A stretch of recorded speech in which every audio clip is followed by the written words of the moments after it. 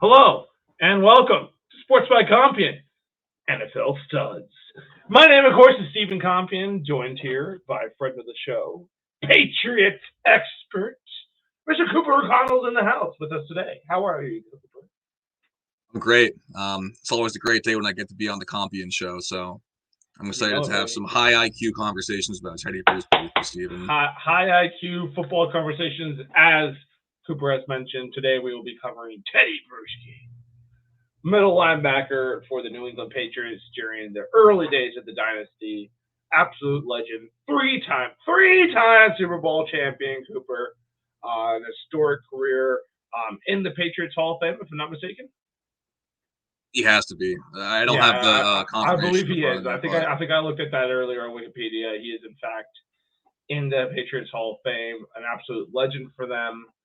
Let's show up to Robert Kraft's house with a carton of eggs. If it's not, let's hop into this guy's historic career. Yeah. I'll just kind of go over a little bit of brief on him, and you can kind of course, pop in there and give us the meat, if you will, Cooper. But this guy was playing defensive end over at Arizona State, which I find very interesting because he came out of college at 6 foot, 250 pounds.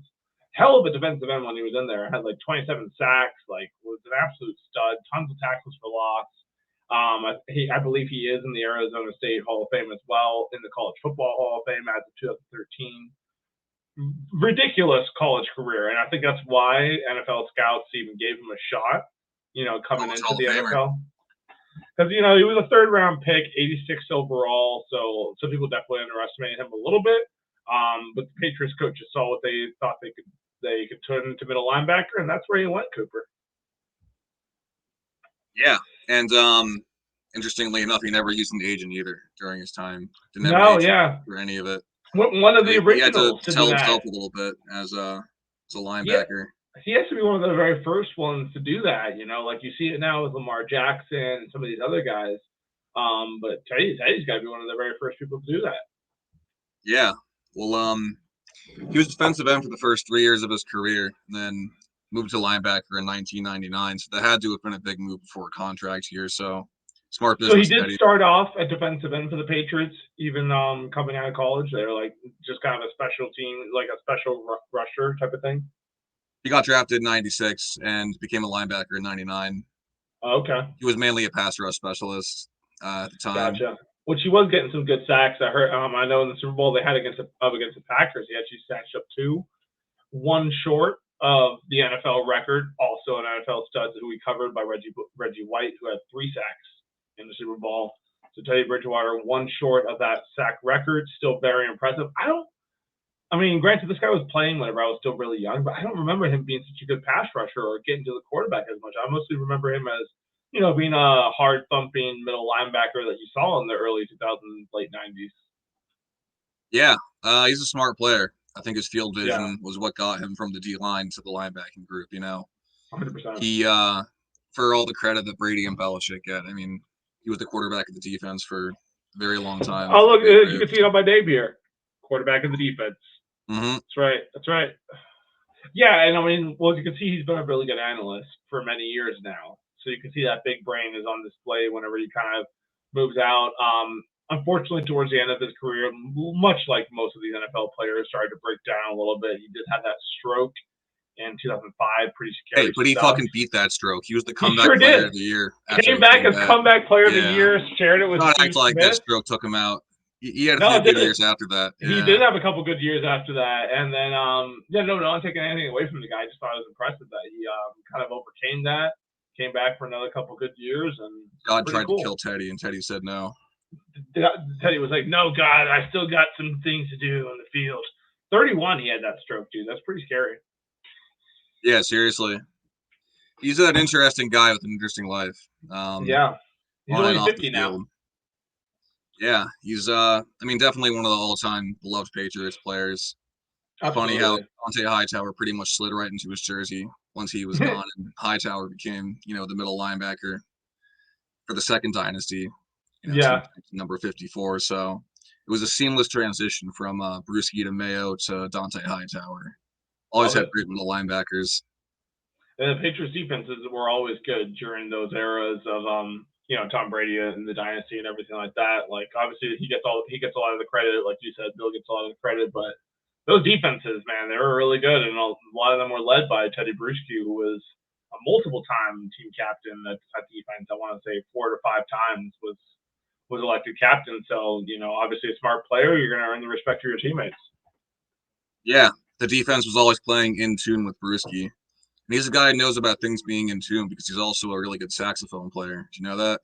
I did not know that, Mr. He's a killer on the sax, dude. He's a killer on the sax? That's a hard one to play. He used to play with like bands in Boston when he was on the Patriots.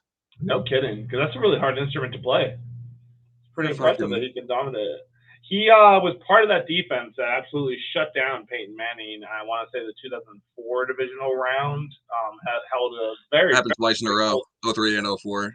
Oh yeah, very very good Colts offense. Just absolutely held 3 points by this pretty historic Patriots defense. You gotta say. Reggie Moore in there, Tedy Bruschi. It was a talented T.Y. Law. I'm sure was part of that. Yeah, well, the big story of those games was those were the games that the Colts pitched to the NFL about, with the Patriots secondary being too aggressive with like Reggie Wayne and Marvin Harrison and Brandon Stokely and those guys. So the passing interference rules got a lot tighter after that game because the Colts receivers were just getting manhandled the entire game. It was raining, so they couldn't throw the ball that well. And I mean, like if you watch the highlights of like the 2004 AFC divisional or like the 2003 AFC championship game, you're gonna see 4 or 5 hits that like you're like, damn, I'll never see that again in the NFL. No, checks out. Gene Wilson absolutely smoked Reggie Wayne in that game. I like how you got memories. So beautiful, so beautiful. Yeah, certain hits. That's quite a memory you got out of you there, Cooper. I know, right? For a guy, ironically, who also has a lot of concussions from hits like that, I do have a pretty good memory. We'll see how long it lasts. We'll check back with you in 20 years and see if this is still as sharp. Maybe it'll be sharper. Maybe it'll be sharper. Who knows? I mean, Tedy Bruschi seems like he's just getting sharper as the days go on. So, maybe that'll be us. I would love to be half as sharp as Tedy Bruschi. We would all love that. It would honestly be an absolute honor to be able to be as smart as that. But yeah, so this guy was a part of a team that had huge egos across that defense. You got to think, like anytime you're racking up multiple Super Bowls, guys definitely start to think highly of themselves. So to be able to be that guy that everyone looks to, for leadership and guidance, it's quite impressive. Shows that he had a lot of respect from his teammates. Yeah, well, he represented the Patriot way. No one's bigger than the team, and Bruschi was very exemplary of that. So it's better to have a guy like that walking around to lead by example than someone who's a big ego maniac. Oh, absolutely. He's a very steady dude. For sure. He did have a lot of impressive stats. Let's go over some of these real quick. So just to wrap it up real quick, about 1,074 tackles total. 680 of them were solo. Pretty cool, pretty impressive. 17 forced fumbles. This guy has the technique for knocking that ball out whenever people least suspect it. He has good ball skills. He's the Patriots' all-time leader in interception return touchdowns. Well, especially for a linebacker, he's the only linebacker to pull off multiple return touchdowns as an interception, in a single season. So it's just crazy. The hell, he was really good in pass coverage. Apparently, he had like 16 pass deflections. It was like third on the team in pass deflections one year, which is impressive out of a middle linebacker course because that's where the people are going to find their tight ends and stuff. But getting back to that, this guy used to play defensive end. Now he's out there covering tight ends and doing a damn good job of it. Pretty impressive. I mean, you can see here from his stat line that I was showing. I think we're still showing the screen too. Here we go. Yeah, I was going to say I wasn't seeing that. My bad. You can see how much he switched his position around. So it was like linebacker, then right linebacker, middle linebacker, left linebacker. It's like they just moved him around wherever he needed to be to make some plays. And as you kind of mentioned, that 2003 to 2005 era was probably his best. 2-time All-Pro, one-time player comeback of the year, first-team All-Pro in 2005. Very impressive stats. Quite deep into the career, into his NFL career, he pulled these off. So believe it or not, I mean, this is still a pretty long career. How many is this? Like 11 years? That's what I'm looking at. That's 12 years with a stroke. 12 years is pretty damn good, especially with the stroke. Like, damn, and that middle linebacker, no less. Yeah. You know, where do you think he it's a lines up? one-stroke handicap. Again, some of these maybe more historic linebackers that we've always heard of. You can see the comparisons down here. Ray Lewis Jr. say at the middle linebacker area. So obviously you're going to be a little bit biased in this, Cooper, but we're gonna listen to you regardless. Where do you think he lines up with the greats? You know, Brian Urlacher, Ray Lewis's of the world. I'm not going to say that he's as good as Urlacher or Ray Lewis, but I will say that if those guys are like A+ players, Bruschi's like an A. He was on the All-Decade team for the 2000s. Like, that's not something he slept on, you know? No, not at all. I can say with honesty that he's probably not as good as Urlacher or Ray Lewis, but I mean, the dude was an amazing player. Probably just because he was a little bit undersized. He's probably about Ray Lewis's size, actually. Maybe Ray's got a couple more pounds on him, but yeah, Ray was a little undersized coming into the NFL too. Let me see who else was on the 2000s. I assume it was Bruschi, Zach Thomas, Urlacher, and Lewis, or Derek Brooks too. Let me see. I'm looking it up. I also have when they talked about that on here. Where was it? I remember reading about the 2000s teams that he was a part of.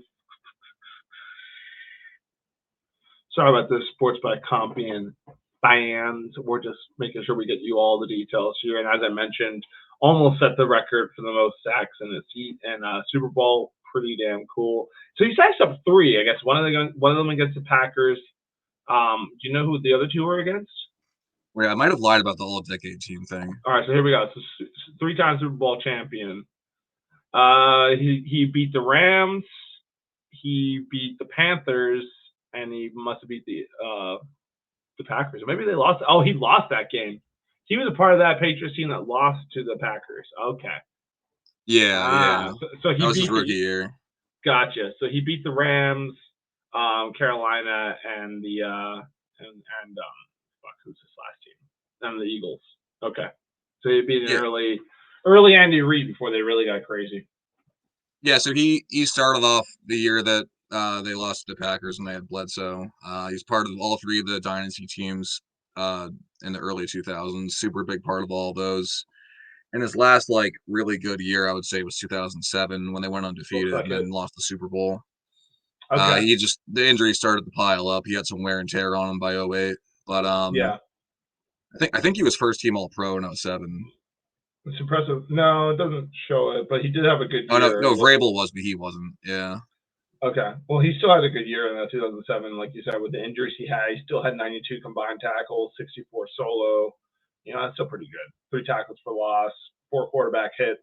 Some of the most quarterback hits he had in his career was towards the end there, which is kind of interesting. Yeah. The other thing I wanted to bring up, what was I saying? Yeah, come back. But only 1 Pro Bowl. Only 1 Pro Bowl in 2004, which brings me back to the Pro Bowl is garbage. It's bullshit, Cooper. It's absolute trash. And I think Antoine Winfield this year proved that how absolute nonsense the whole thing really is, man. I mean, 1 Pro Bowl for Mr. Tedy Bruschi? Come on now. Yeah, I mean, it's tough. I mean, it's I think it's bullshit, obviously. I think every fan voting thing of all time has always been bullshit because most of the fans don't know what they're doing. But, I mean, you got to think in that area is competing with, in the AFC, like Ray Lewis, Zach Thomas, Joey Porter, Junior Seau, Mike Vrabel. That's a lot of guys to compete with to get 3 Pro Bowl spots, which I think it is. True. Yeah, for the no, AFC. You're not wrong. That's pretty much what it is, yeah. And then they start to include those outside linebackers in the same category as those 3. So, it starts to get really crazy. I don't know if there was any really good ones in the AFC at that point in time, but, towards the end there, it starts to get impossible whenever, you got Von Miller and all these guys who are technically outside linebackers, but they're not a 4-3 linebacker. Yeah, we finally started calling them edge players. It took long enough. It's about time because it screws over guys like Tedy Bruschi and, of course, big fan favorite of myself, Lavonte David. Been to a handful of Pro Bowls, maybe 1 or 2, and it's because not actual off-ball linebacker. He's not an edge rusher. He's a true 4-3 linebacker, so he doesn't get the sack numbers that the edge rushers get, and so he never gets to the Pro Bowl. It's dumb. It's pretty silly. But anyway, That's what it is. Let's see. All American when he was in college, man. The dude had an amazing college career. Like, no wonder he's in the Hall of Fame, College Hall of Fame. His number 68, which is a random number to be wearing as defensive end, was retired. That's kind of Yeah, it's cool. just proof that a lot of guys who are really good in the NFL are actually just insane athletes, could probably play a lot of positions really well. Like the Absolutely. And dude he was just seamlessly was a defensive end in college and then went to middle linebacker in the NFL. just smart enough to make that transition. Good for him. Cooper, do you have any last thoughts about Mr. Tedy Bruschi? I'll say, as a young lad growing up, I always liked to look at these linebackers. They were always, my favorite position to watch. So it was always cool to see this guy.